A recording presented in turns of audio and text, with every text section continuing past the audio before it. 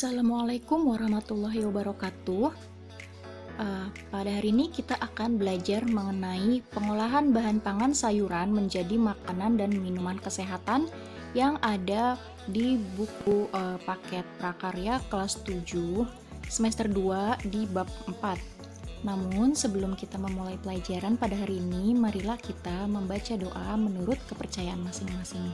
Berdoa dimulai. Alhamdulillah kita telah berdoa, semoga kita semua diberi tambahan ilmu oleh Yang Maha Kuasa, dan juga semoga kita semua diberi kesehatan dan dapat berjumpa kembali pada tatap muka pembelajaran. Baik, Ibu akan memulai mengenai pengolahan bahan pangan sayuran menjadi makanan dan minuman kesehatan, dimulai dari pengertiannya. Mungkin kita sering kali ya mendengar sayuran, ayo makan sayuran gitu, karena sayuran itu memang mengandung banyak sekali vitamin yang sangat berguna bagi kesehatan, baik untuk anak kecil, remaja, maupun bagi orang-orang dewasa dan juga lansia. Nah, lalu apa sih sayuran itu? Nah, sayuran adalah bagian vegetatif dari tumbuhan yang dapat dimakan, baik secara segar maupun melalui pengolahan dengan cara dimasak. Ini harusnya dimasak ya, bukan dimakan, maaf. Jadi seperti tomat. Tomat itu bisa kita makan tanpa harus dimasak dahulu. Namun ada juga makanan yang harus diolah dulu atau harus dimasak dulu, seperti kangkung.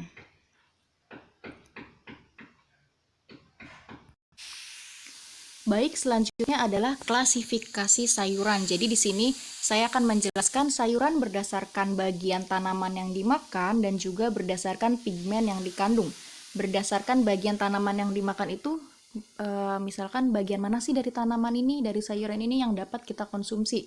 Seperti kangkung, bagian mana kangkung yang dimakan? Apakah akarnya dimakan? Tentu tidak. Nah, lalu berdasarkan pigmen yang dikandung, pigmen ini warna. Jadi kan ada sayuran-sayuran yang warnanya hijau semua, ada yang warnanya ungu, ada yang warnanya kuning. Nah, itu yang akan kita bahas pada hari ini. Yang pertama kita bahas adalah berdasarkan bagian tanaman yang dimakan. Yang pertama adalah sayuran daun atau leaf vegetable.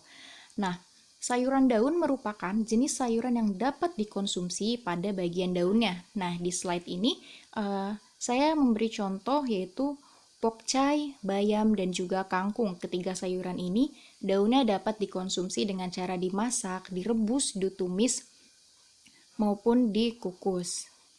Nah, ini ya 3 tanaman tersebut, sayuran daun yang dimakan daunnya.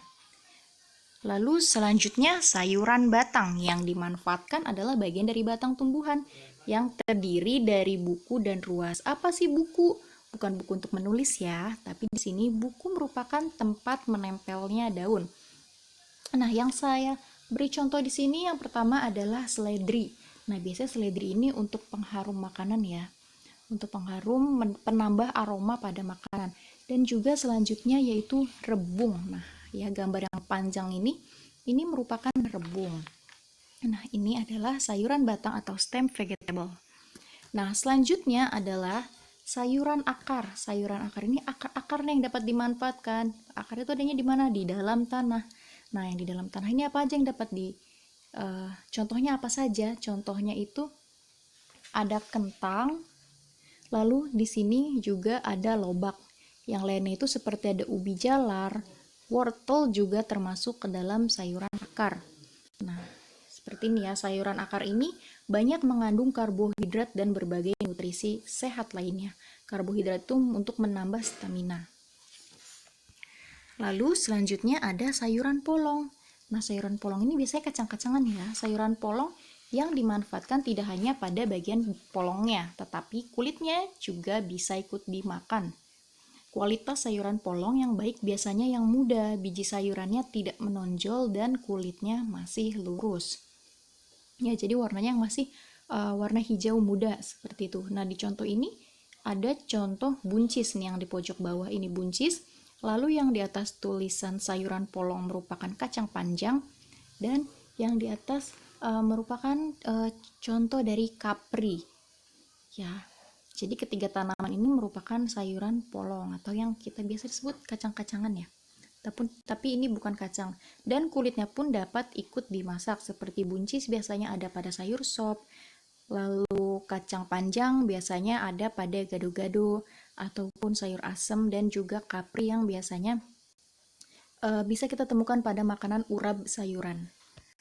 Selanjutnya adalah tanaman sayuran yang berasal dari organ generatif yang dimanfaatkan pada bagian bunganya. Nah, sekarang kita baru tahu ya bahwa kembang kol dan brokoli ini sebenarnya adalah bunga ya, dan bunga ini dapat kita makan, dapat kita konsumsi. Biasanya kita temukan pada sayur capcay seperti itu. Lalu yang di bawah nih yang merah, ini apa namanya? Ini namanya buah kecombrang. Buah kecombrang juga dapat dikonsumsi bunganya. Lalu selanjutnya ada sayuran buah atau fruit vegetable. Sayuran buah dihasilkan dari penyerbukan dan pertumbuhan yang terjadi pada organ bunga, sehingga yang dimanfaatkan adalah bagian buahnya. Nah, kita suka bertanya-tanya, tomat itu sayuran atau buah sih? Nah, sebenarnya tomat ini merupakan sayuran, ya, sayuran, dan dia termasuk juga buah, jadi buah sayuran. Seperti itu. Di sini contohnya ada tomat, labu siam, timun, jagung, dan juga pare. Ya, tanaman-tanaman. Sayuran-sayuran ini sering sekali kita temukan ya di tukang sayur atau sering sekali kita konsumsi. Selanjutnya ada sayuran umbi batang. Nah, sayuran umbi batang adalah batang yang tumbuh ke dalam tanah, ujung batang membengkak membentuk umbi karena penimbunan makanan. Nah, yang sering kalian konsumsi yang mana nih? Di sini ada ubi jalar, ada singkong, dan juga ada talas. Nah, ketiga sayuran ini merupakan sayuran umbi batang. Ya, dia di dalam tanah juga. Dan batangnya tumbuh ke dalam tanah dan dia membengkak, membesar gitu. Nah, bagian itulah yang dapat kita konsumsi. Selanjutnya, sayuran umbi lapis atau bulb vegetables. Sayuran umbi lapis, sayuran yang tumbuh di bawah permukaan tanah dan menghasilkan lapisan umbi tebal, rimbun, juga berumur cukup dan menembak di atas tanah. Nah, ini ya contohnya umbi-umbi nih. Sayuran umbi lapis. Sayuran umbi lapis terdiri dari bawang merah, bawang bombay, dan juga bawang putih. Kita dapat ketahui ya, umbi lapis tentu lapisan, dia memiliki beberapa lapisan seperti bawang merah, bawang bombay, maupun bawang putih. Nah, kalau sayuran umbi lapis ini biasanya digunakan untuk penambah bumbu ya, atau bumbu-bumbu utama dalam masakan. Selanjutnya, ini yang terakhir dari bagian tanaman yang dapat dimakan, yaitu sayuran jamur atau mushroom. Sayuran jamur secara ilmiah bukanlah tumbuhan, tetapi bagian cendawan dapat dimakan sehingga digolongkan sebagai sayuran. Di sini ada jamur merang, jamur kuping, dan juga jamur kancing. Nah, jamur-jamur ini juga termasuk ke dalam sayuran. Baik, jadi seperti itu ya. Jadi di sini sayuran berdasarkan bagian tanaman yang dimakan itu ada 9, dimulai dari sayuran daun, sayuran batang, sayuran akar, sayuran polong, sayuran bunga, sayuran buah, sayuran umbi batang, sayuran umbi lapis, dan sayuran jamur. Nah, selanjutnya kita akan bahas sayuran berdasarkan pigmen yang dikandung. Maksudnya ini adalah berdasarkan warna-warna yang dikandung. Yang pertama adalah sayuran berwarna hijau.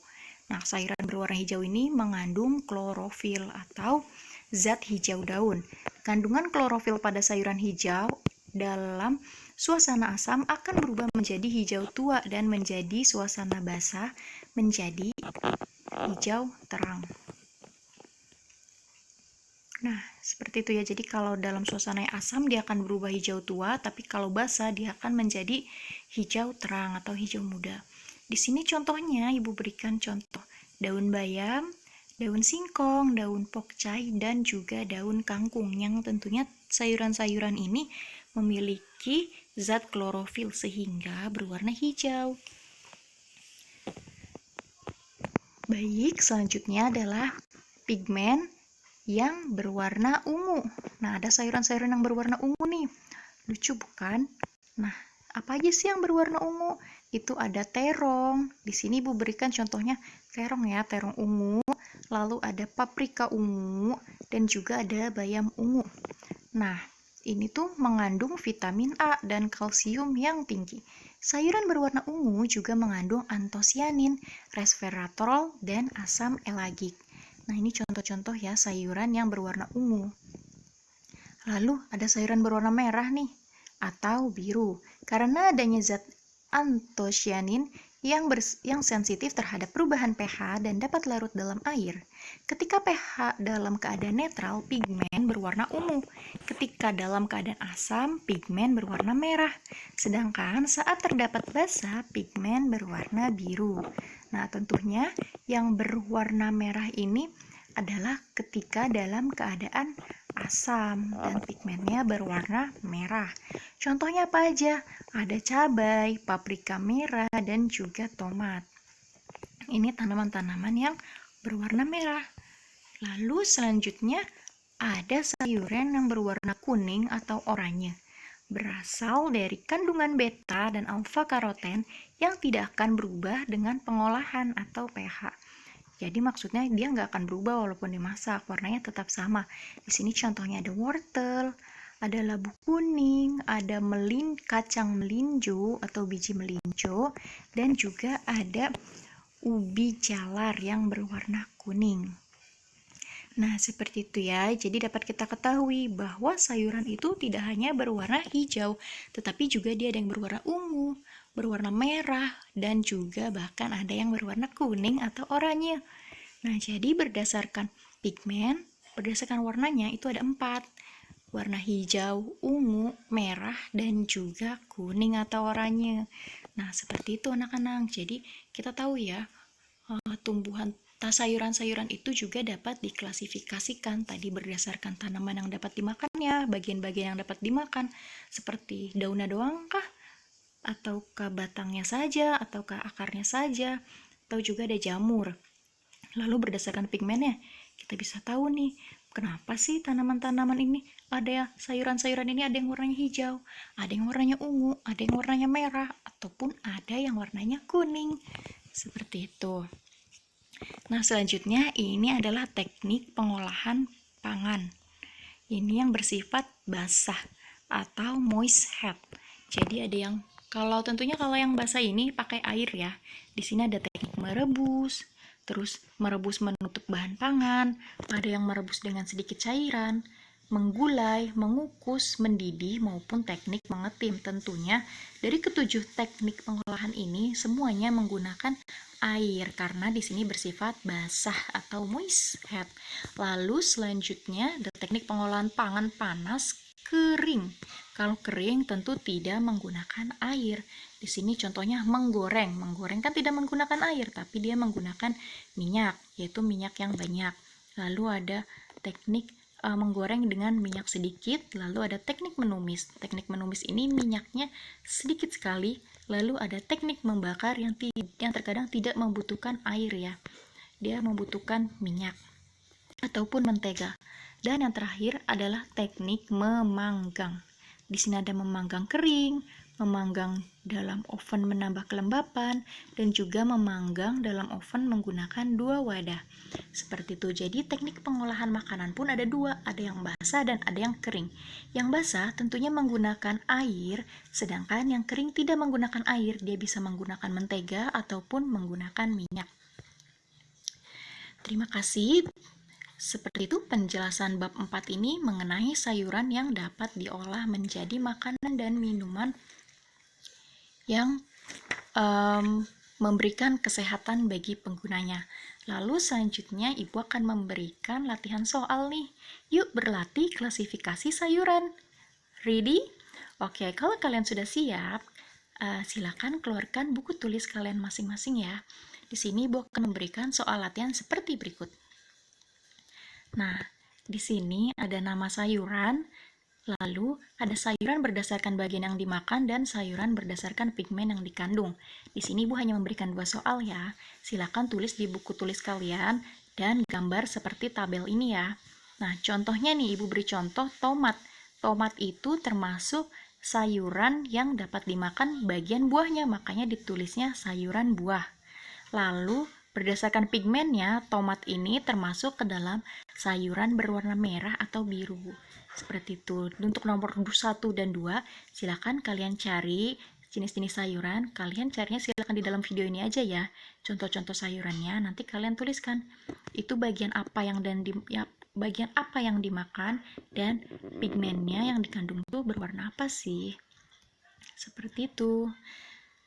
Alhamdulillah, pelajaran kita pada hari ini telah usai. Semoga bermanfaat. Pada bab 4 ini kita telah mempelajari pengolahan bahan pangan sayuran. Tentunya sayuran-sayuran ini dapat kita olah menjadi apapun ya. Ada yang menjadi gado-gado, lalu menjadi sayuran basah, dan juga dapat dipanggang. Macam-macam ya, tergantung seperti apa kita ingin mengolahnya. Dan tentunya sayuran-sayuran ini mengandung banyak sekali vitamin yang berguna bagi tubuh kita. Semoga kita semua diberi kesehatan. Jangan lupa untuk terus memakan sayuran, terutama sayuran-sayuran segar yang kita makan, yang kita masak sendiri, yang kita olah sendiri. Terima kasih untuk hari ini, dan terima kasih telah menonton video ini. Wassalamualaikum warahmatullahi wabarakatuh.